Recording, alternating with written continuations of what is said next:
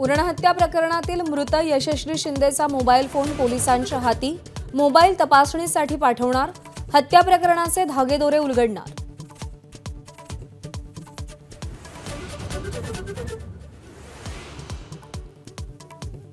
नागपूरमध्ये पुन्हा hit and run, VNIT college समोरील रस्त्यावर उभ्या कारला जोरदार धडक, एक जण जखमी, धडक देणाऱ्या कारमधील आरोपींचा शोध सुरू।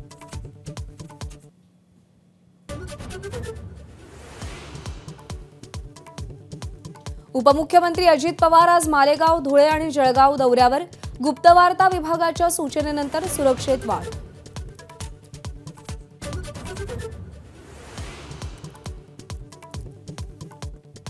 मुंबईचे माजी पोलीस आयुक्त संजय पांडे विधानसभेच्या रिंगणात, सोशल मीडियावर पोस्ट करत घोषणा, वर्सोव्याच्या झुलेलाल मंदिरात पूजेनंतर प्रचाराला सुरुवात।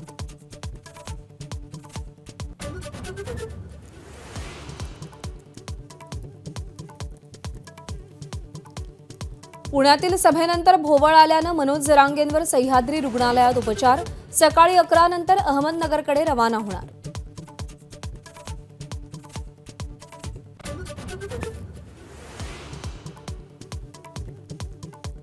बिहारच्या जहानाबाद जिल्ह्यातील बाबा सिद्धेश्वरनाथ मंदिरात चेंगराचेंगरी, 8 भाविक मृत्युमुखी, पोलिसांनी लाठीमार केल्यामुळे चेंगराचेंगरी झाल्याचा भाविकांचा आरोप।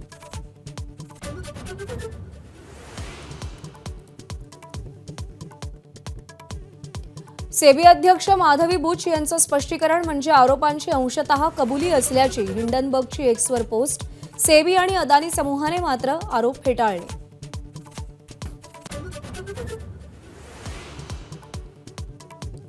हिंडनबर्ग रिसर्चच्या आरोपानंतर राजकीय आरोप प्रत्यारोपांना वेग, काँग्रेस तृणमूलसह विरोधकांकडून माधवी बुच यांच्या राजीनाम्याची मागणी, तर गुंतवणूकदारांना चिंता आजच्या मार्केटची।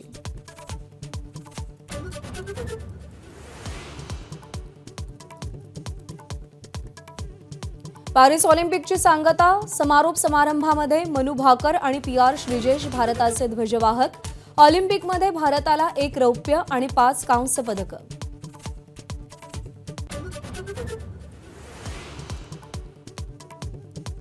रत्नागिरीतील देऊळमधील कातळ शिल्प संरक्षित स्मारक घोषित, 310 चौरस मीटर क्षेत्रफळ जागा संरक्षित, पर्यटकांसाठी नवं आकर्षण। ABP माझा, उघडा डोळे बघा नीट।